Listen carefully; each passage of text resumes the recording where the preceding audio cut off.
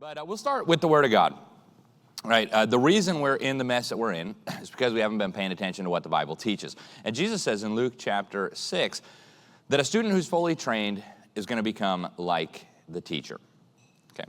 And we as parents, we as educators need to take that to heart. We are going to have a tremendous influence as educators on who these children become. Not just in terms of what knowledge is in their head, but their character, who they are, who they become, what they're going to do with their lives, how they're going to raise their own children.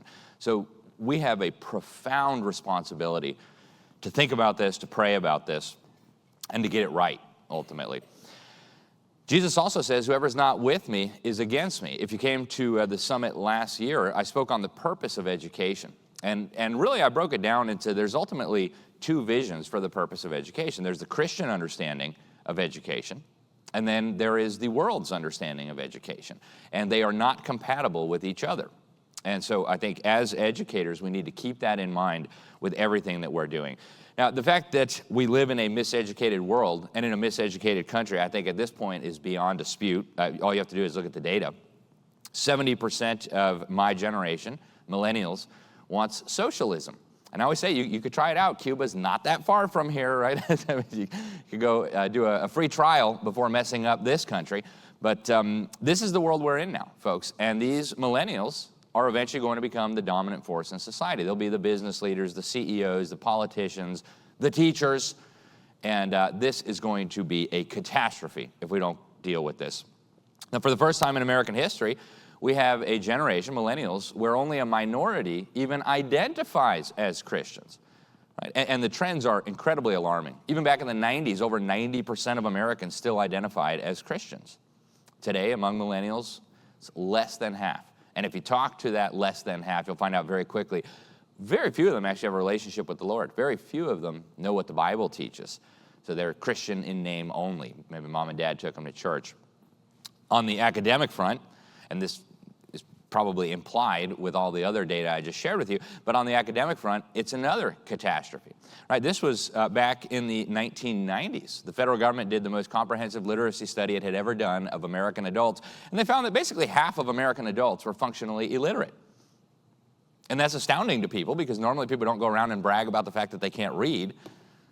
But a lot of our fellow Americans, maybe half of our fellow Americans, can't read. Now, they may be able to recognize some words. They probably memorized what a stop sign looks like, so they'll be able to understand that they should stop at the stop sign. But they're not going to be opening their Bibles. They're not going to be opening the great works of literature. They're certainly not going to be capable of educating themselves. The way they got this data was interesting. They actually broke Americans up into 5 different categories. One were really, really good readers, people who learned how to read properly, which is a small minority in this country now. And then categories 4 and 5 were basically illiterate, right? They might have been able to recognize, they might have memorized a few hundred, maybe even a few thousand words, but they're certainly not going to be doing anything special when it comes to reading. So this is incredible. This is extraordinary. Among our children, it's even worse. The U.S. government every 2 years puts out what they call the National Assessment of Educational Progress. And according to their data, this isn't Alex Newman's data, this is the U.S. government's data on education. They do a representative survey of children in school to figure out where they're at. Less than 1/3 of these children are even proficient in anything, okay? So when we talk about miseducated, I mean, this is a catastrophe. Again, these are the future leaders. These are the future business leaders. These are the future parents. These are the future politicians. What does it mean that less than 1/3 of them are even proficient in reading, writing, math, science, history, civics? Okay, here's the Deputy Secretary of Education in 2019.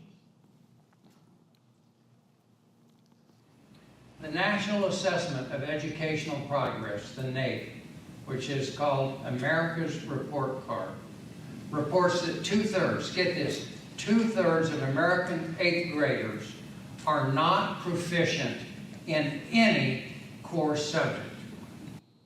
Now, does anybody think that's acceptable? I mean, we spend almost $1 trillion a year in this country on so-called education, and less than 1/3 of these children are proficient in anything. Now, just for a moment, imagine that in any other industry. Imagine a fast food restaurant where less than 1/3 of the people who ordered a cheeseburger actually got a cheeseburger. 2/3 of them got a plate full of cockroaches or a decomposing rodent. And then they said, give us more money and we'll take care of this for you. Right? The SWAT team would kick in the door by morning. They'd be hauled off to jail for fraud. And yet in education, oh, well, maybe we need them for more hours. Maybe we need more trillions. It's absolutely ludicrous. So all these things are going to destroy us, right? Even back before I was born, in 1983, Ronald Reagan put together a commission, the National Commission on Excellence in Education. And they said this disaster was so bad, it actually threatens our very future as a nation and a people. That is what's at stake here, guys. Literally, our future as a nation and as a people is at stake. And this was in 83. If you go back and look at what was happening in 83 in the schools, it wasn't nearly as bad as what's happening today. In fact, a lot of people who went to school in the 80s say, oh, I got a good education when I went to school. What's going on now? I don't recognize that. And of course, the adults in the 80s understood how bad it was. But this is what we're facing. It's significantly worse now. In fact, this commission that Ronald Reagan put together, and you know government commissions, they don't normally use inflammatory language. But they said if a foreign power had done this to us, we might have regarded it as an act of war. Now, I actually say it was an act of war. If we have time today, we'll get into some of the history of how we got to this point in this country. And we'll talk a lot about America today with the understanding that America, the U.S. government, has been the most significant influence on education policy around the world. Not just because our government is handing out gazillions of dollars to all the other governments of the world, but also because of the influence we have in the United Nations, the influence that our teachers' colleges have. The U.S. really is the source of so many of these errors. And there is a very deliberate attempt to separate parents from their children. You probably heard Moms for Liberty say we don't co-parent with the government. The government's not even interested in co-parenting with you. They want to be the parent. And you, parents, are the obstacle. Okay? And totalitarians have understood for at least a century that if you want to rule the future, the best way to do it is not to have a big army. That might be important. But the best way to do it is actually to gain control of the minds of children. Adolf Hitler put it very succinctly. He said, he alone who owns the youth gains the future. And I quoted that at a Moms for Liberty conference, and this is how dishonest the fake media is. They said, wow, Moms for Liberty speaker quotes Hitler. No mention of the fact that I was citing him as a warning about how dangerous he is. So that gives you a sense of how incredibly dishonest our opponents are. And that's good, that the worst thing they could pick out of my speech was a misrepresented quote. So that was encouraging. But we see this same attitude now in every area of education. Parents are the obstacle. The government needs more time with the children. In fact, the government owns the children. Do we have sound? Children, your kid is yours and totally your responsibility. We haven't had a very collective notion of these are our children. So part of it is we have to break through our kind of private idea that kids belong to their parents or kids belong to their families and recognize that kids belong to whole communities. Once it's everybody's responsibility and not just the households, then we start making better investments. Yeah. Human resources, right? They belong to the whole community. Okay? I mean, this is not, you know, some fringe kook thing. This is national television. This is MSNBC, Melissa Harris Perry. Okay? And the fact that they're telling us this openly at this point should be very alarming. Right? In the last year of the Obama regime, they put out this incredible policy document from the Department of Miseducation and the Department of Health and Human Services. They said parents could be equal partners with the government in the raising of their children. And as you read this document, you see very quickly they don't mean equal partner at all. You'll be the junior partner. You'll do what they say. And if you don't, they've got an escalating list of interventions. Starts with mandatory parenting classes. And if you still won't comply, that'll go all the way up to removing your children from your home. You lose custody. Arnie Duncan, Secretary of Miseducation for 7 years under Barack Obama. And there's certain kids we should have 24/7 to really create a safe environment and give them a chance.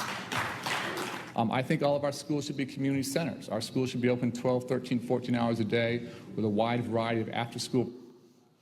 Yeah, so 12 years, 5 days a week, 6, 7, 8 hours a day plus homework. That wasn't enough. We got to have some of them 24/7. We got to have some of them in after-school programs so we can have them 14 hours a day. Does anybody think they're going to get better at reading if the government has them for 14 hours a day?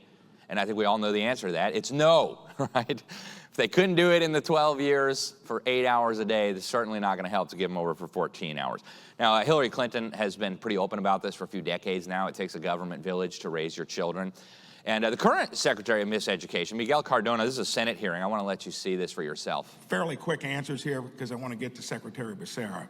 Do you think parents should be in charge of their child's education as the primary stakeholder? I believe parents are important stakeholders, but I also believe educators have a role in determining educational programming. And I think yeah, okay. So a lot of educators in this room. Who is in charge of the education of children? Ultimately, parents, right? To the extent that any of that authority is delegated to us as educators, we need to understand that parents are still responsible. Parents are still accountable to God for the education of their children.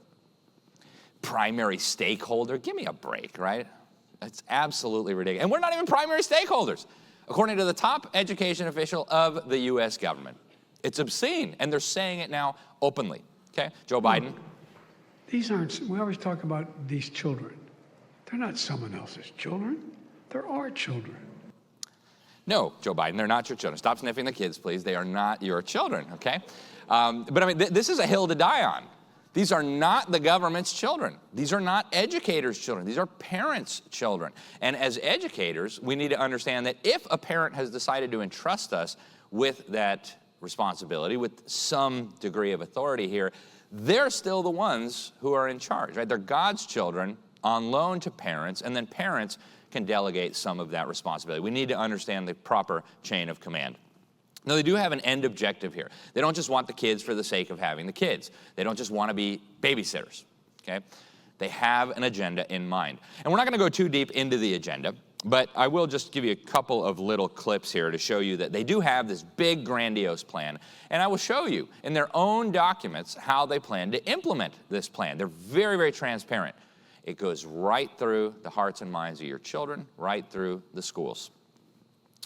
So Bush summarized it in '91. Forge for ourselves and for future generations a new world order, a world where the rule of law, not the law of the jungle, governs the conduct of nations. So global law to when govern we are nations. Successful, and we will be, we have a real chance at this new world order, an order in which a credible United Nations can use its peacekeeping role to fulfill the promise and vision of the UN's founder. So there's a lot to unpack there, but we're talking about a new vision for the world, a vision where the UN's peacekeeping role, by the way, he means their troops, their peacekeeping forces, it's a military force, the guys with the blue helmets, will use that to bring about the vision of the UN's founders, which is cute until you learn something about the UN's founders and you run the other direction, right? We know what our founders believed here in this country. They believed that God created us equally, that God endowed us with unalienable rights, that government exists to protect these rights. These ideas are straight from the Bible. God said, "Thou shalt not murder, therefore you have a right to life. Government is to punish evil, murder is evil, therefore government must help you uphold your right to life." But they have a very different vision. And we won't get into it, but suffice it to say, it is radically different from what our founding fathers envisioned. And this is not, it's not just the Bushes. It's fully bipartisan. Donald Trump, of course, is not a big fan, and I think that's one of the reasons the swamp hates him so much. But here's Bill Clinton. After 1989, President Bush said, and it's a phrase that I often use myself, that we needed a new world order. And Joe Biden. The affirmative task we have now is to actually create a new world order. All right, and we could watch New World Order videos all week. Almost every major world leader that you can think of is on record supporting this, again, with the exception of Donald Trump, who will be here later. But this is their vision. And again, the primary mechanism through which they will accomplish their vision, if not stopped, is through what they call, very misleadingly, I think, education. And that's not my opinion. They say it very openly, and I will prove it to you. So one of the key organizing documents that they've got is called Agenda 21. Okay, in case you've been watching CNN and you heard that this was a right-wing conspiracy theory, here's Bush bragging right after he signed it on behalf of our country. We've signed a climate convention on the importance of economic instruments and free markets. We're included in this mammoth Agenda 21 document. Oh, CNN was lying. How many are surprised? Nancy Pelosi, leader of the Communist Party in Congress, also very much on board. The Earth Summit Environmental Leadership Act, as this is known, presents us with an opportunity to follow up on the important work of the Earth Summit to develop its blueprint Agenda 21 for global environmental action. Res 353 outlines a comprehensive national strategy for sustainable development in accordance with the principles of Agenda 21. Oh, and they were real serious about this, by the way. They put an Agenda 21 sustainability office in every federal agency. Every federal department now has a sustainability commissar. True story. This started under Bush and then Clinton. And if you're not familiar with Agenda 21, the UN kindly summarized it for us. They said it's a plan of action to be implemented by every person on Earth. That very much includes all of your students. Okay? They said it's going to require a profound reorientation of all human society, unlike anything the world has ever experienced. And of course, they're not going to ask voters about this. Barack Obama famously called the conservatives the bitter clingers. They're clinging to their guns and their Bible. So there's going to have to be a lot of attitude adjustment here, a lot of changes in values and beliefs. And so they're very open about how they plan to do that. If you go to chapter 36 of Agenda 21, you can find this on the UN website. Again, every national government in the world has signed on to this. They said that education is critical for promoting sustainable development, that it's indispensable for changing people's attitudes. They said it's got to give children the right values, attitudes, behaviors consistent with sustainable development. Notice nothing in there about we got to teach them to read for sustainable. No, we got to give them the right attitudes and values. And it's going to include spiritual development. We'll come to that a few times there. We're not going to go too deep down that rabbit hole, but I think the little bit that I will show you will give you a good sense of where this is coming from. And they're so open about this now that they put out propaganda videos on their own website, on their own YouTube channel, bragging about what they plan to do. We achieve sustainable development that protects our planet and builds a more inclusive, equal, and peaceful world without education. We can't. Sustainable development begins with education. Put global education first. So it begins with education, and it's not just any education, it's got to be global education. Okay. So for those of you not familiar with sustainable development, I've been following the UN circus around the world for about 15 years now. I went to the UN conference on sustainable development in Rio de Janeiro a little over a decade ago. Naturally, they put a Chinese communist in charge of it, the guy who gave the award to the generals who mowed down all those students at Tiananmen Square, because who else would you put in charge of a conference like that? But suffice it to say, I'll just describe it for you real briefly. Just take everything the Bible teaches, everything that Western civilization, Christendom is based on, flip it exactly upside down, and you have a real good vision of where they're going with this. So God said, thou shalt not steal. As well, resources aren't equitably distributed. So we're just going to have to steal everything from everyone, and then we will redistribute them according to a much better plan. Okay? On every issue, every time, when you drill down into what they really believe, they're on the opposite side of what the Bible teaches. They actually have an Agenda 21 book for children. It's produced by the United Nations. I've got a copy in my office. It's crazy. You should read it. You could probably get it at your local library. And here's one of the pages. You see these Hindu deities up on the clouds, and they're very upset about the storks delivering all these babies. And on the page across from it, it explains why. Turns out the earth groans every time it registers another birth. This is what children are being taught all over the world right now. Now compare that with what God teaches. What was the very first command he gave to the people he created? It was to be fruitful and multiply. And then that asterisk, I'm sure you guys saw that. But once you get to 7 billion, it's a crisis, and we need to do everything possible to stop. Now, that part wasn't in there. So this is what they're teaching your child. The whole book is an abomination. I encourage you to get a copy. It's just a representative example. So in the aftermath of World War II, the United Nations set up what they call UNESCO, the UN Educational, Scientific, and Cultural Organization. And naturally, the first guy they put in charge of it, Julian Huxley, was a humanist. In fact, he was a leader of the humanist movement. And he was also the head of the Eugenics Society. That's really interesting. They've tried to airbrush that out of history. But for about 2 generations, the entire leadership of the educational progress movement, very much including all of John Dewey's buddies, were deeply tied into the eugenics movement. And so naturally, eugenics, by the way, this ridiculous idea that some races are better than other races and we should selectively breed humans like cattle, and that will supposedly improve the human race. So Julian Huxley was also the head of the Eugenics Society. And then it got a really bad smell from the Nazis, but that's who they decided to put in charge of their global education organization. And they used to be much more open about what they were doing. They had a pamphlet that said we're going to combat family attitudes. They were very open about the goal of political unification in a one-world government. And the UN has been crystal clear on what they're hoping to do. They've also told us that all education, not just public schools, all education ultimately must serve this goal. On July 1st, 2015, the UN Human Rights Council, which naturally they put lots of mass murdering dictators on the Human Rights Council, decided that all education needs to follow the same standards, including private schools. It needs to fulfill the right to education. We'll come back to that. They have a very different understanding of rights than we do in this country. But all education needs to fulfill the right to education, guided by human rights frameworks and treaties. And of course, we can go to those, and we will in a moment. How many have heard of Irina Bokova? She was an interesting lady. She was the leader of UNESCO for a long time. And they were going to make her the Secretary General of the United Nations. And so I started digging into her background, started researching, started talking to some Bulgarians. Turns out she was a very high-level communist from Bulgaria back during communist times. She was the foreign minister of a government that slaughtered about 250,000 of its own people out of a population of about 10 million. So naturally, we would want to put her in charge of global education. So she put out a press release. She talked about the UNESCO-led Decade of Education for Sustainable Development.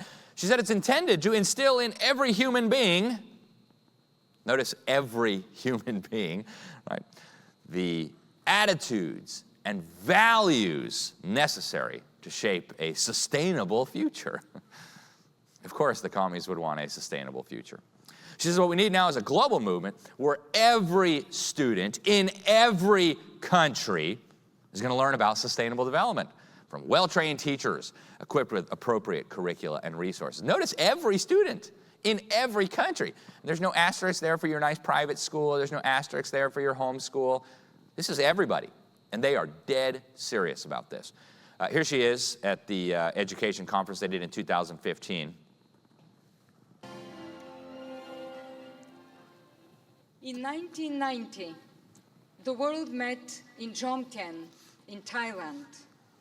In 2000, it met in Dakar, Senegal, and adopted 6 Education for All goals.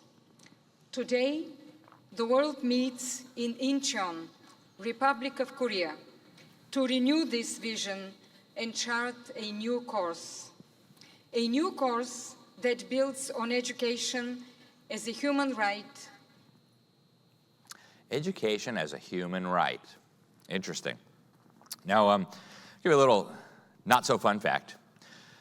I used to live in Sweden, not on purpose. My wife is from there. True story. But we were there when the government decided to ban homeschooling. A criminal ban on homeschooling. They started kicking in doors, kidnapping children.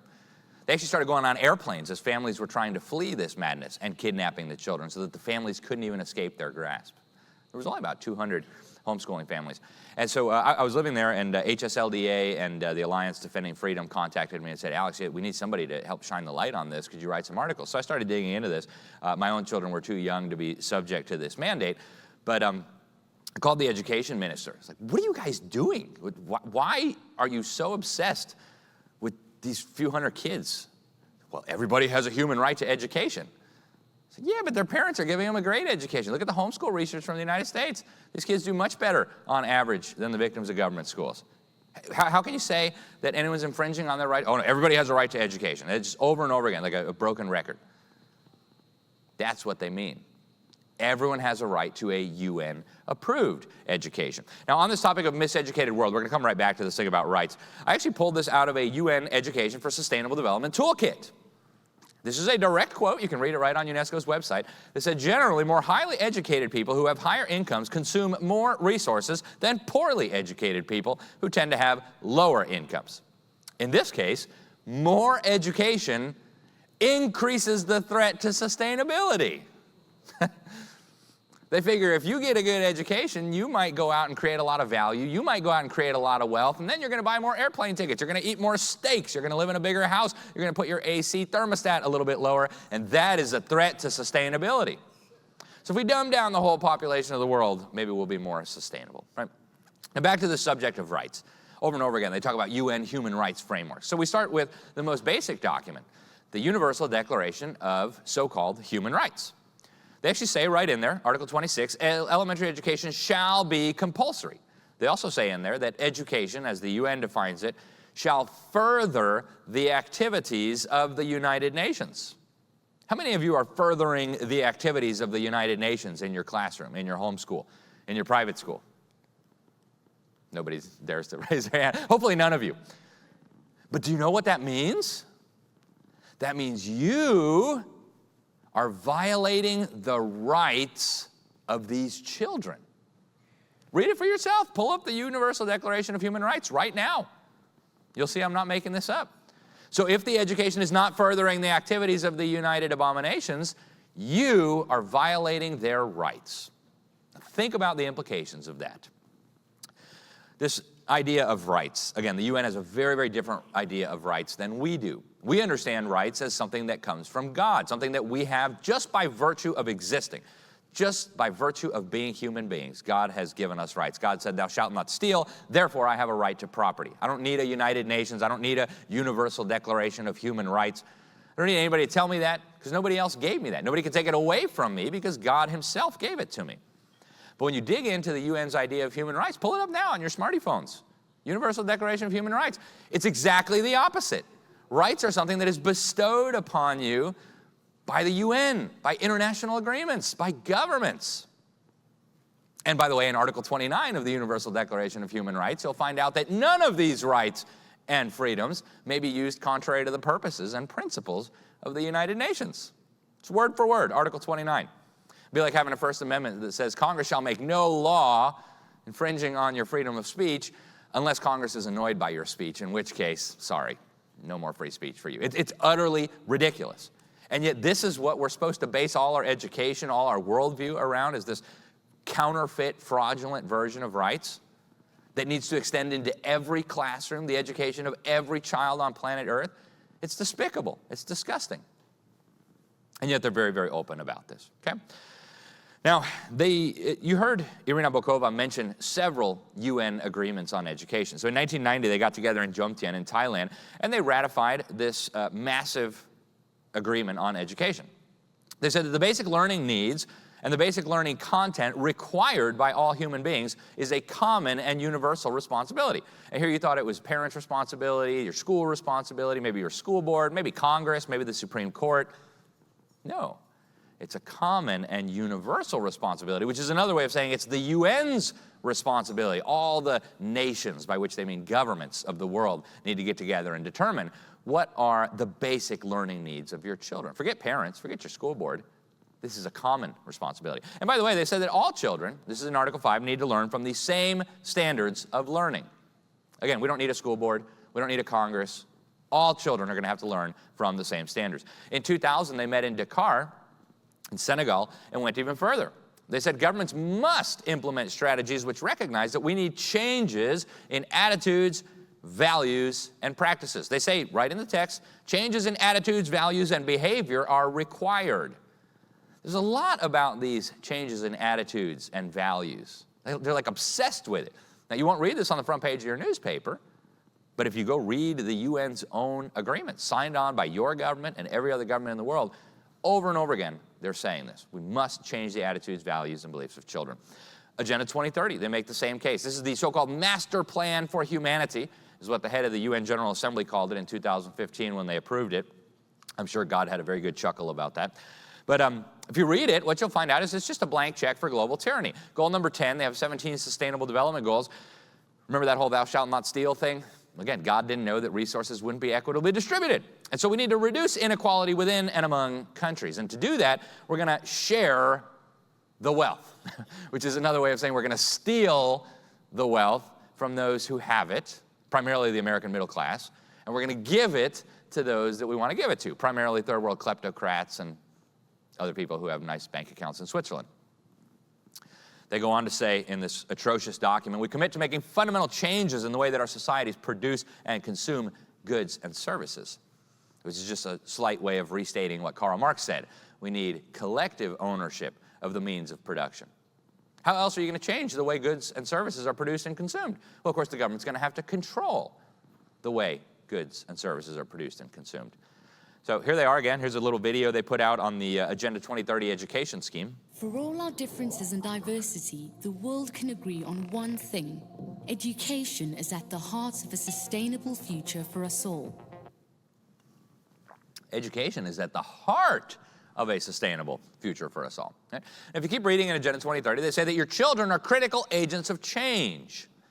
And then goal number 4 deals exclusively with education. It's got to be inclusive, and it's got to be equitable. Anybody ever heard of DEI? Right. This was passed in 2015, so they were already using the lingo. I'm sure they hired a nice marketing company to do some focus groups. These words probably sounded less offensive than Marxism, tyranny, communism, etc. So we'll just call it equitable and inclusive. And it's got to promote lifelong learning. Now you dig into goal number 4, and these are, by the way, just quotes directly from the text of the agreement. Anybody can pull this up right now and read it.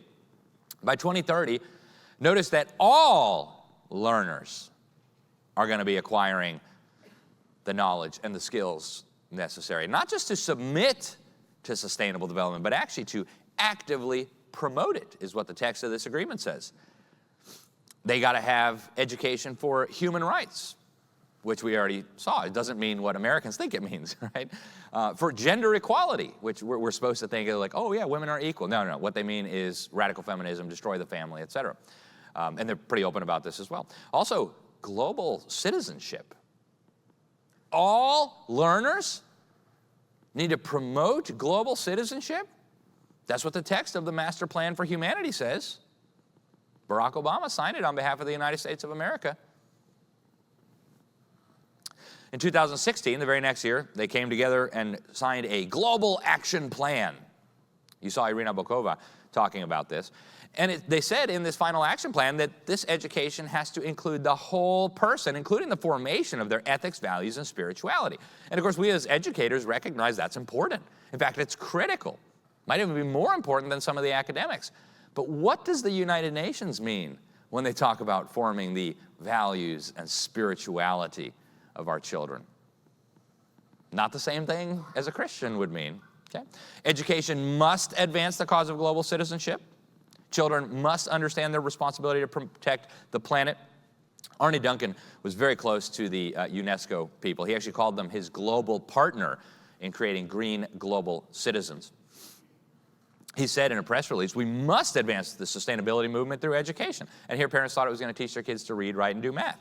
Here he is sitting next to an actual Chinese communist, a member of the most murderous political party that's ever existed in human history, talking about how great UNESCO is. Absolute honor to be here today with you this morning to address UNESCO. During the last 65 years, UNESCO has done so much to advance the cause of education. Yeah, they've done so much to advance the cause of, quote unquote, education. And by the way, this is all very applicable in the United States. Hi, I'm Arne Duncan, U.S. Secretary of Education. And we are so honored that the UN Secretary General has designated the United States as a champion country of the UN Global Education First Initiative. Yeah, so we're not just part of this. We're a champion country of the UN's Global Education Initiative. So the UN has what they call a World Core Curriculum. The UN says it should be taught in every classroom to every child on the planet. It was written by Robert Mueller, Assistant Secretary General of the UN. And I shared this last year on the purpose of education, because again, they have a very different idea of education. So he admits in the foreword to the teacher's manual for this World Core Curriculum that it's based on the teachings of Alice Bailey by the Tibetan teacher Jewel Kuhl. And of course, that's meaningless to most Americans. But once you get up high in the UN, everybody knows Alice Bailey. We won't go too deep into her background, but I'll give you some clues about where she's coming from. She founded the Lucifer Publishing Company. True story. We've got a young man here, Brody, who knows a lot about these subjects. If you want to know more, chat with him.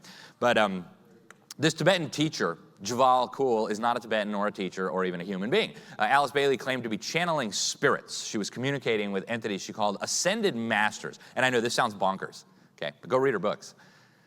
And these ascended masters were giving her secret insight into the coming new age, where the great heresy to combat would be the heresy of separateness. The idea that we don't want to be part of this, that we should be holy like God is holy, that we should come out of her, my people. That's the great heresy that has to be combated. And so if the World Core curriculum that the UN says should be taught to every child in every classroom, in every school, in every country is based on the writings of this lunatic and her demons, we ought to know what they had to say. So I've got some of her books in my library. One of them is called Education in the New Age. And Alice Bailey says this Tibetan helped her write it. She channeled the Tibetan. And the Tibetan told her that world citizenship needs to be the goal of the enlightened. Wow, that sounds familiar. In fact, we just saw several UN documents demanding that all our children be turned into world citizens, didn't we? So world citizenship needs to be the goal of the enlightened with a world federation, and it means world government, and a world brain. This was several generations before Google, personal computers, and the internet. It's interesting. She said, we've got to fuse Marxism and neo-scholasticism, and we're going to do it using the chosen methods of John Dewey. I think you all know John Dewey, right? The alleged founding father of our so-called public school system in America today. Now, here's the Secretary General of the UN on the purpose of education. Education must do more than produce individuals who can read, write, and count. It must nurture global citizens who can rise to the challenges of the 21st century. It's about more than reading and writing. We got to nurture global citizens. That's the purpose of education, according to the organization that now plays a dominant role in education all over the world. And we wonder why we live in a miseducated world, where kids don't even know what bathroom to go in, where kids think that castration or hysterectomies will help them be their true selves. How did we end up in such a ridiculous place? Because we have a totally inaccurate understanding of education and why we do education, and because evildoers have a global plan that they're very open about that you're not hearing about in the news. Now, Bill Gates of hell went over to UNESCO headquarters in 2004 and signed an agreement with them. Very interesting agreement. They agreed that they were going to create global education standards, global education curricula, global teacher training programs, and also global technology to implement it all.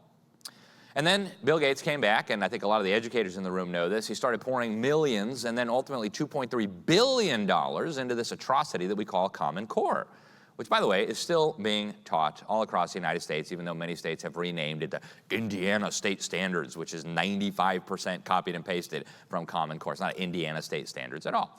Okay, so here's an ad they bought to tell you how great Common Core was going to be. Is a girl in your neighborhood being taught as much as her friend over in the next one? Is a graduating senior in, say, St. Louis as prepared to get a job as the graduate in Shanghai? Well, it turns out the answer to both of these questions is no. Because for years, states have been setting different standards for what students should know and be able to do at each grade level.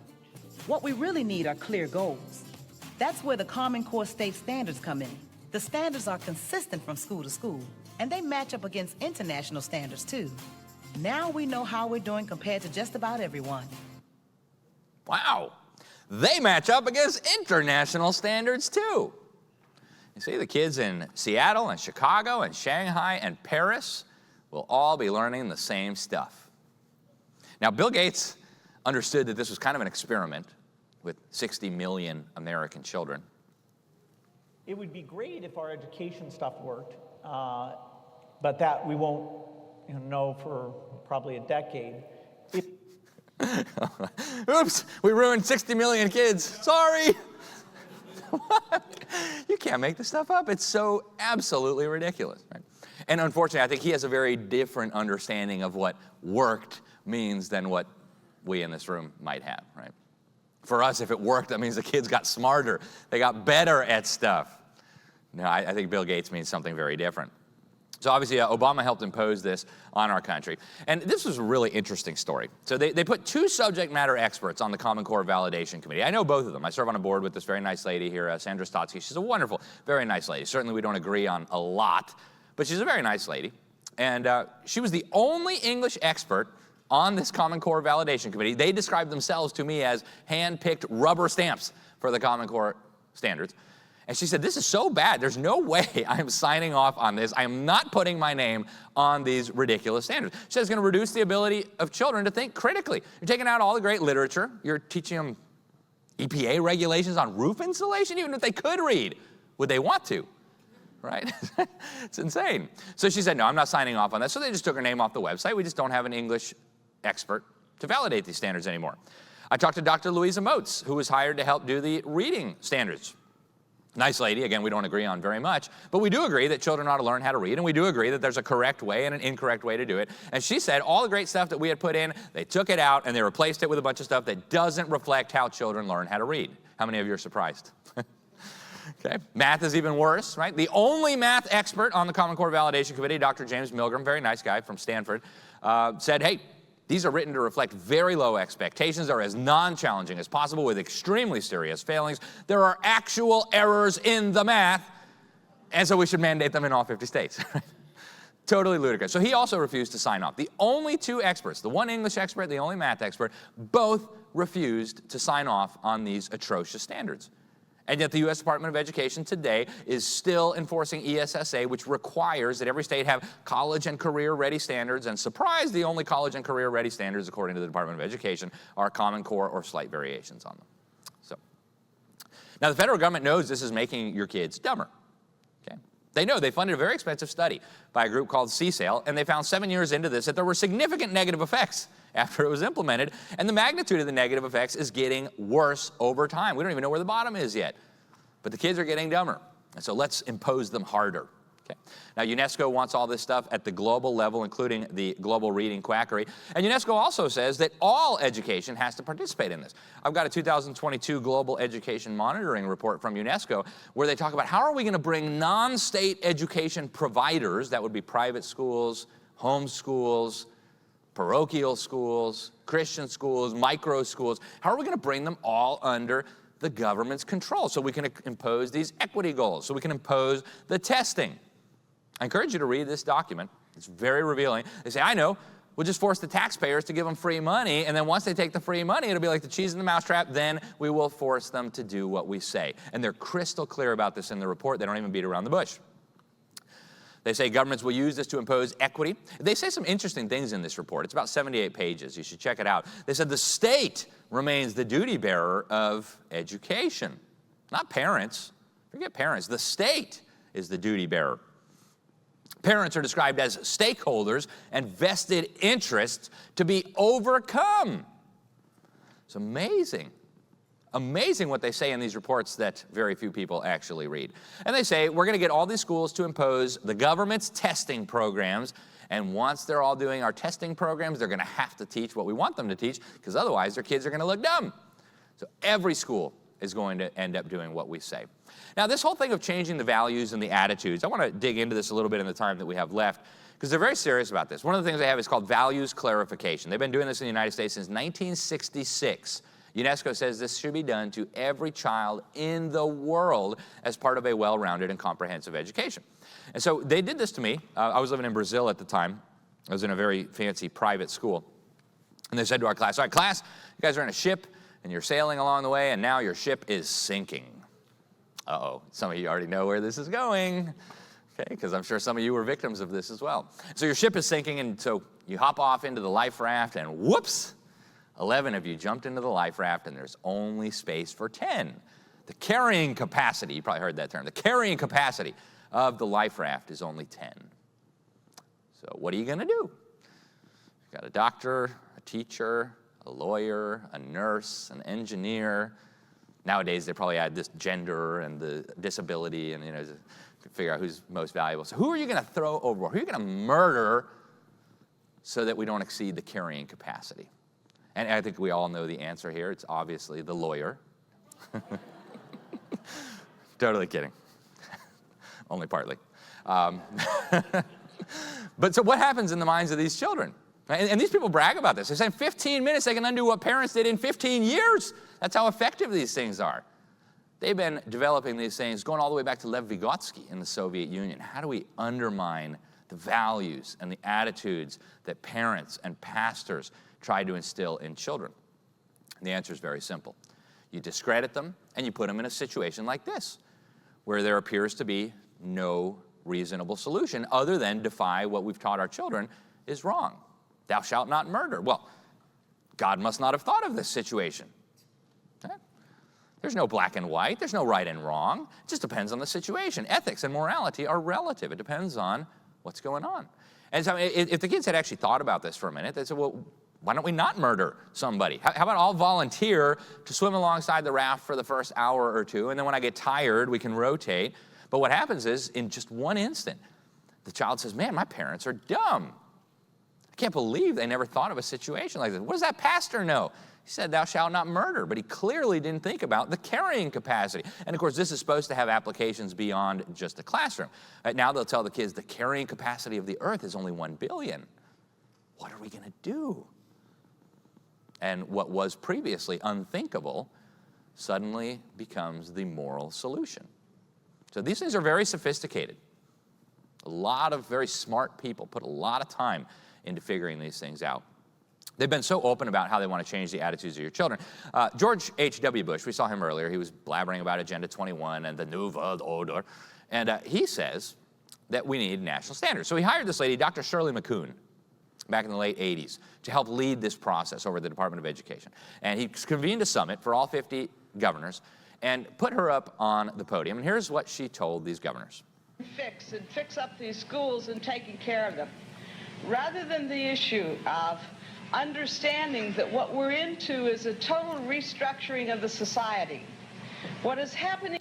A total restructuring of society. And here's the role of the schools. The other function of schools, which sounds paradoxical and yet in a sense is really not, is the fact that we have to prepare students not for today's society, but for a society that's 20, 30, 40, 50 years down the road.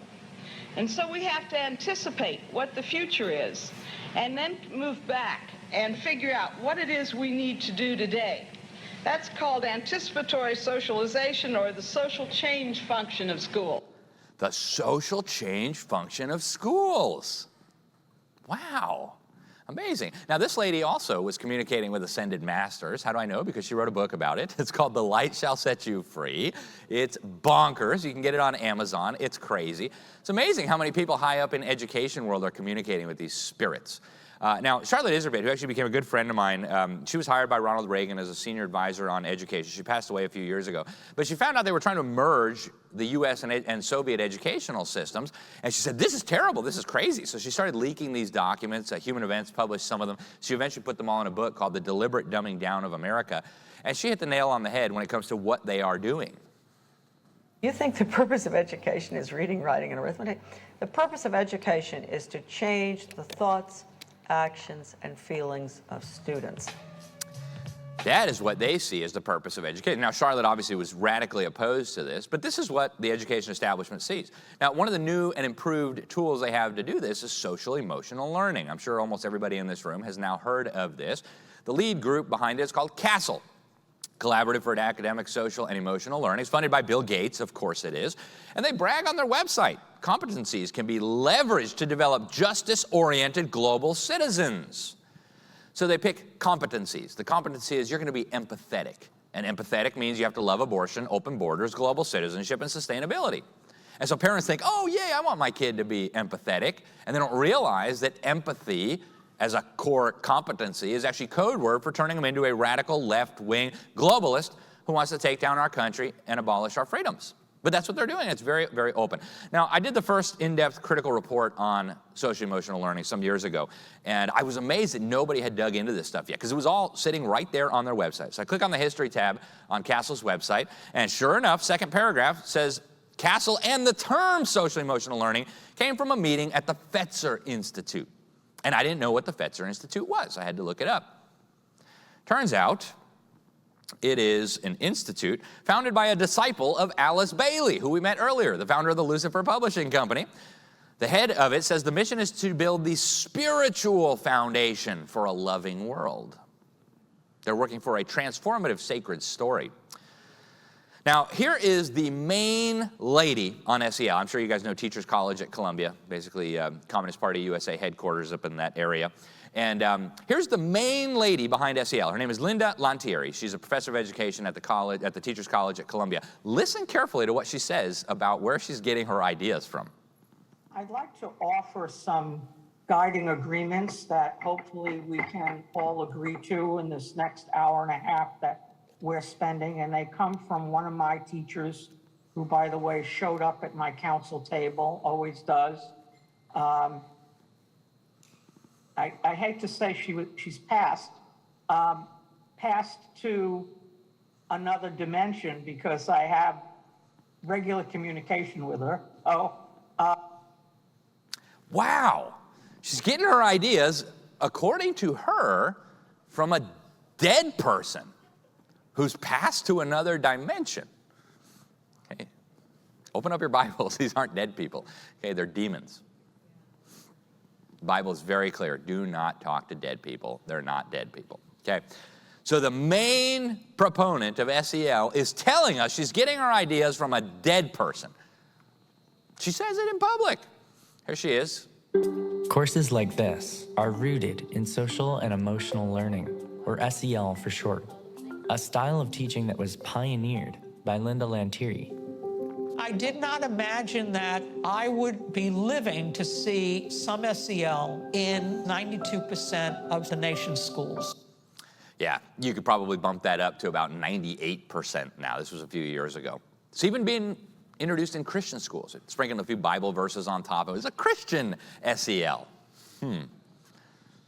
I knew that if we didn't add the spiritual dimension to this work, we were going to leave kids with not all they needed to know. And the Fetzer Institute is really poised right now to step up in supporting this movement. Fetzer understands that a basic science to establish the natural spirituality of the child presented a blueprint for building a new system of education. The people of Fetzer walk the walk. They're building a new system of education based on spirituality. And see, Americans, now for all these decades, we've been brainwashed, oh, separation of church and state, you can't have Bible, you can't have 10 Commandments, you can't have prayer. But all this stuff, talking to demons, talking to dead people, oh yeah, bring it on in. We're gonna make your kids empathetic. Okay, it's ludicrous, and yet it's all right here. It's what's happening. Okay. Now, the UN actually has an agency that is in charge of mainstreaming SEL around the world. It's called the UNESCO Mahatma Gandhi Institute of Education for Peace and Sustainable Development. Kind of a mouthful. UNESCO MGIP. I didn't choose the acronym. I'm just reading it. But I wrote an article about this some years ago. It's unbelievable what you find just on going on their website. Here's the three main players behind this. We met Irina Bokova earlier, the commie foreign minister from Bulgaria from the regime that slaughtered hundreds of thousands of people. The first other leader was this lady here, Rosa Otunbayeva. She was a communist leader from Soviet Kyrgyzstan. She was also the president of the Soviet National Commission on UNESCO. And then the first guy they chose to lead it, Dr. Karan Singh. He's an interesting character. He was the co-chair of the World Commission on Global Consciousness and Spirituality, along with his buddy Robert Mueller, the father of global education, who said his work is based on the teachings of Alice Bailey. Right? There's all these connections making sense now. He also, interestingly, was the Minister of Family Planning in India when they were rounding up millions of innocent people and forcibly sterilizing them. Now that sounds like a good guy to put in charge of an important global education agency. Here's a little video they have on their website, a couple excerpts. Look carefully, because some of it you'll miss if you don't pay attention. You got Gandhi neurons.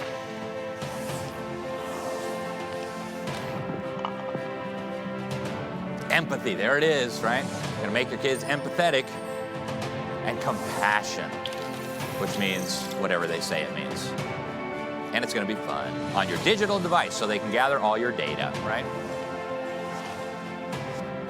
Blinded by Faith, that's an interesting book to choose. Gotta get rid of all those people blinded by faith, right? It goes on. Here's your personal device. Ooh, climate change and sustainability. Your carbon footprint. You see the carbon footprint right there? Look at all the great things these little kids are gonna learn about. Isn't that amazing? And here's the little ending of this video. We're gonna change mindsets, we're gonna challenge norms, champion innovation, and then transform education for humanity. This is straight from their website, guys. I'm not making this stuff up, okay? So I want to show you an example of this, and boy, time is running away from us quickly, but they're very, very skilled at this now, right? In the early 1990s, if somebody had told you we were soon going to be celebrating homosexual marriages, you would have laughed at them. It would have sounded preposterous. Sodomy was still a crime across most of the United States. Supreme Court didn't strike down sodomy laws until the early 2000s. And yet they were working actively to change the attitudes and values of your children. So they created a documentary called It's Elementary, talking about gay issues at school. And they showed this to first graders, second graders, and third graders all across the United States. Here's a little clip from the documentary. Let me tell you quickly the background. Today, the law says that if you're the same sex, 2 men and 2 women, you can't get married. It is against the law. And I thought that it might be kind of fun for us to sort of be pretend judges for a few minutes. What I'm going to give each of you is a sheet that just tells you that some people think that it's wrong for gays to get married, that it's not natural, and that it goes against what a family is. Other people think that the state should not decide these things, that it should just be up to 2 adults to decide what they want to do. What do you think the answer to these questions are? Should gays be allowed to marry? Should they not? Well, when you put it that way, why not, right? There's just some people, the bigots, who don't think 2 loving people should be allowed, and then there's other nice people who don't think the state should be involved in these things. What if they told the kids the truth? That marriage is a representation of the relationship between Christ and the church, that it's the only way to bring children into the world, that it's God's design, it's God's institution for discipling the next generation and passing the truth on. Do you think the kids would have come to the same conclusion as pretend judges? Now remember, in California, they asked voters, land of fruits and nuts. Some of you remember that, 2008, right? Do you guys want to redefine marriage? No, we're good. God's definition is adequate. Thank you very much. But they had already captured the hearts and minds of a generation of children with this silly propaganda video. And so now we're here. The Drag Queen Story Hour. Now, UNESCO's big on all this. In 2018, they put out their global sex education standards. This stuff is so vile, I can't share it with you. I've got my 9-year-old son in the room, but I wouldn't share this with anybody. Some of the things they want to teach to 5-year-olds are so horrific, I couldn't even say them on the radio. They'd have their FCC license pulled, okay? It all goes back to this monster here. Him and his buddies abused hundreds, maybe thousands of children under the guise of science, and concluded that the children enjoyed it. And so we got to sex educate every child all the time. So now they're castrating children behind their parents' back. They're doing gender transitions. They're doing drag shows at school. They're giving the kids pronouns. This is from the NEA, sent to their membership. Hi, your name is Emma? Yeah. Correct? And my name is Zine. What pronouns do you use? I use she, they, them. Cool. What pronouns do you use? I use they, them, and also just Z. And so instead of being a boy or girl or something undefined or in the middle, I kind of like, just use my name. You know, my name is Zine. So if you just use Z instead of a pronoun, it's like more personalized and like less fitting into a binary. Yeah. So my pronouns, by the way, generalissimo and your eminence. And I understand mispronouncing, misgendering someone is a crime, so watch it, okay? Now, here's the Secretary of Education, current one. At the Department of Education, we know that all students do their best when they're seen and they're supported. To the many transgender students across the country listening on this Trans Day of Visibility, we in the Biden-Harris administration want you to know that we see you, we support you, and we celebrate you. Oh, isn't that special? Now, this is working, right? I grew up in 8 countries on 4 continents with every kind of kid you could ever imagine, every religion, every race, every creed, every shape, every size. And never, I grew up in the 90s and early 2000s, never did I meet one single child who was confused about his or her gender. Not a single boy who didn't understand he was a boy. Not a single girl who didn't understand she was a girl. The word transgender wasn't even in the dictionary in the 90s. And yet, according to the University of California, 27% of California's kids today are gender non-conforming. This is even happening in the most conservative states in America. In Utah, I was given this data by some members of the state school board from the Controlled Substance Database. They found a 10,000% increase in the number of minor girls who were going through sex changes, getting hysterectomies, mastectomies, testosterone injections in Utah. Completely and totally controlled by Republicans. According to NBC Fake News, 20% of millennials are now LGBTQ. According to this study, less than 50% of teens in America today identify as straight. See the attitude changing, the value changing going on here? At what point do we say this is ridiculous? Stop doing this to our kids. Do we wait until it's 80%? 90% maybe? And of course, this is not the last stop on the crazy train.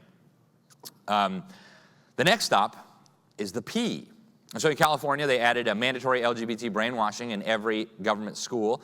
And they started teaching kids about ancient Greece and how men used to have relations with children. And it's no big deal. And so this mom says, why are you teaching my kids about pedophilia? What is wrong with you?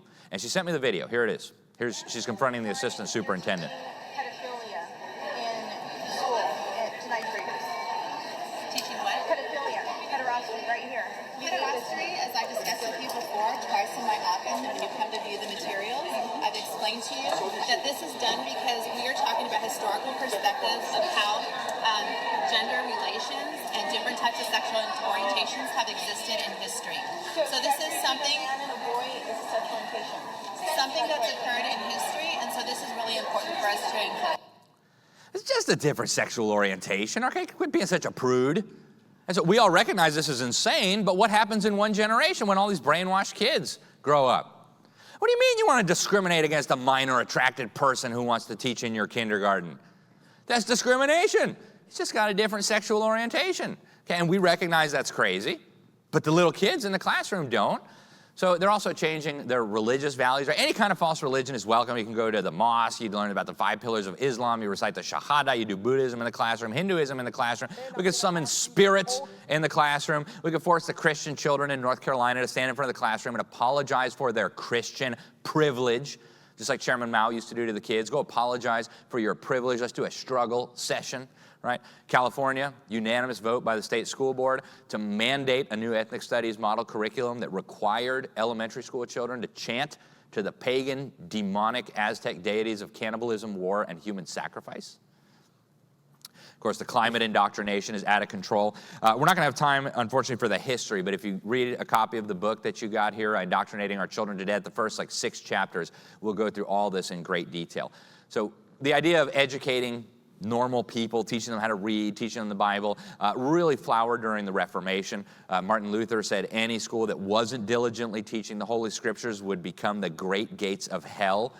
Harvard, which was a legitimate educational institution at one time, I think most people don't believe me when I say that, but it was, their original rules and precepts said that every student should be plainly instructed and earnestly pressed to consider well that the main end of his life and studies is to know God and Jesus Christ, which is eternal life. This is what education used to look like. This is the education that built our country. This is the education that underpinned Christendom, Christian civilization, that we still, to this day, benefit from. First education law, the old Deluder Satan Act. They wanted to make sure everybody could read so that they could understand their Bibles so that Satan couldn't deceive them. And America was incredibly well educated. We had virtually universal literacy. In 1812, DuPont de Nemours published a paper on education in the United States. He said not more than 4 in 1,000 young people are unable to write legibly, even neatly. Okay, be a challenge today to find 4 in 1,000 who could write legibly. If I signed your book, you know that I am certainly not one of them. Right? Here's the presidential speeches from 1800 to 2000. Right? Complexity, word length, sentence structure, etc. Then you get to 2022, you've got Kamala Harris. Russia is a big country, and Ukraine is a small country. And so, very high-level stuff, right? When kids were learning their letters, they used to get their theology in the primers, right? The Bible, of course, was the main textbook. Alexis de Tocqueville came here in the 1830s and was astounded by the education that he found. By the way, he said it was all in the hands of parents and the clergy. There were not government schools as we know them today. He said it's extremely rare to find a man imperfectly acquainted with the leading features of the Constitution, the history of his country, the doctrines and evidences of his religion. Right? Today, it's exactly flipped upside down. If you find somebody who is acquainted with those things, that's the phenomenon. Right? Virtually every Christian denomination operated its own school system, especially in the big cities. Poor parents could send their children there for free. And then the history of how we got here starts with this guy, Robert Owen. He was a communist, even before Karl Marx came along. He wanted to brainwash children. Ultimately, he wanted to get rid of Christianity. We know because a whistleblower from his operation became a Catholic and repented of his involvement in this wicked thing and said that the great object of this plan to get children into government schools was to get rid of Christianity. Horace Mann imported that same system from Prussia into Massachusetts, wanted to get the Bible out. The quackery started pouring in. And then John Dewey picked up where Horace Mann left off. Horace Mann had convinced a bunch of states to start creating government school systems. And of course, he was a religious man and also a communist in the truest sense of the term, right? If you read his writings, he talks a lot about democracy, but he's very, very plainly in favor of seizing the means of production, eliminating the right to private property ownership, although he didn't want a violent revolution to do it. He and his buddies created the Humanist Manifesto, where they said that we believe that the universe is self-existing and not created, as contrasted, of course, with the Word of God, which says in the beginning, God created. He and his buddies determined that they were going to use the school system to propagate this new false religion, which, if you read it, it's not just the universe is self-existing, it's also get rid of the profit motive, we've got to rearrange the economy.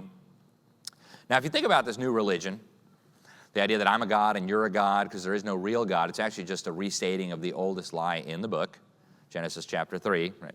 Satan says, ye shall be as gods. And of course, that is the foundation of our modern education system. In 1962, 1963, the Supreme Court banned the Bible. They banned prayer, which of course would have been unthinkable even in earlier generations. It would have been seen as an oxymoron. How could you have education without the most important element, the Bible? So by 1962 and 1963, we've been dumbed down enough that they could get away with this. And the justice who wrote the dissent in this case, Justice Potter Stewart, really understood what was happening. You should read his dissent. It's brilliant. He says, this is not the realization of state neutrality. This is the establishment of a religion of secularism, or humanism, as John Dewey would have said. And so what happens when you replace the religious underpinning of education? You get new fruit. And what has been the fruit of this new system? Well, we see it. Right? And God warned us about this. Go to Psalm 78. What happens if you don't teach the next generation about God and His laws and what He has done? Read Psalm 78. It's not good. It's not good at all. And if you read it carefully, you'll notice we are heading in that very same direction. So God gives us a lot of insight into how we are to educate our children, into why we are to educate our children. All right, this is my children's favorite Bible verse, Ephesians 6:4. Fathers, provoke not your children to wrath. Right, they quote that every day. Dad, you're provoking us to anger. Right? Sorry. Okay, but bring them up in the discipline and the instruction of the Lord. That is our task as parents and as educators, to the extent that parents entrust some of these duties to us. We are to bring them up in the discipline and the instruction of the Lord. Not in the discipline and the instruction of humanism or global citizenship or human rights, but in the discipline and instruction of the Lord. So we need to read our Bibles. Why do we educate? Well, it's discipleship, right? We are making disciples. We are commanded to go out and make disciples of all nations, and to teach them to observe all that God has commanded us. Right? And that begins in our own home with our own children. To the extent that other parents have entrusted us with their children, we can help do that too. Now in Deuteronomy 11 and Deuteronomy 6, he gives us a clear vision of what that looks like. You're supposed to be teaching your children about God and His laws and His character when you're waking up, when you're walking by the way, when you're sitting down to eat, when you're going to bed at night. And God doesn't give us a full curriculum. You know, we don't know exactly what a perfect education looks like, but we know the basics. We know the foundation. Proverbs 9:10 says, the fear of the Lord is the beginning of wisdom. Proverbs 1:7 says, the fear of the Lord is the beginning of knowledge. How much fear of the Lord is being instilled in children in most of our classrooms right now? 0 is the short answer. None. And so math is not my forte. That's why I ended up in journalism. But this is not a tough math problem. If there's 0 fear of the Lord being instilled in our children, and that's the foundation of all wisdom and knowledge, how much wisdom and knowledge are children getting under this so-called education system? 0. Thank you. Somebody else is better at math than me. Very good. And what happens without knowledge and wisdom? Well, my people are destroyed for lack of knowledge. That's us, folks. God told us to render to Caesar the things which are Caesar's, to God the things that are God's. Our children do not belong to Caesar. And if anyone tells us we can't teach them the truth, we have to say, I'm sorry, but God's commands are more important than yours. You go back and you read the church fathers. I just read a book by Kevin Swanson, going back and looking at what the church fathers said. So for 1,000 years, they were having these discussions. How do we educate children? What should we be doing? And they debated, should we teach them the classics? Do they need to know Aristotle and Plato? Some said yes. Should they learn Socrates? Maybe. I don't know. Lots of debates. But they were all agreed on the basic foundation, that is the fear of the Lord. And you could preach on that until kingdom come, and you'd still have plenty more to say. But that is the basics of a good education. Now, the fruit of real education is Western civilization. It's America. It's strong families. It's liberty. It's prosperity. It's security. It's peace. These are the things that result from teaching children properly. What happens when you teach them lies? Well, look around you today, okay? Death, destruction, communism, socialism, gulags, poverty, hatred. It's the same thing everywhere. So why do we educate? Well, I love what Classical Conversation says. The purpose of education is to know God and make him known. If you came to my talk last year at Turning Point USA Academy, here was my definition of it. The purpose of education is to teach people to know, serve, fear, and obey God, as well as how to think while forming a godly character and developing skills to serve and work with others. Got a few books on this, and I just want to leave you with this, folks. This isn't even really an educational battle. We're in a spiritual battle. Satan wants the children. Satan wants our country. Satan wants you. And thankfully, God told us how to deal with this. Take the shield of faith. It's going to quench all the fiery darts of the wicked one. You take the sword of the Spirit. That's the word of God. That's our offensive weapon. We go out and we use that. Thank you, guys, and God bless you.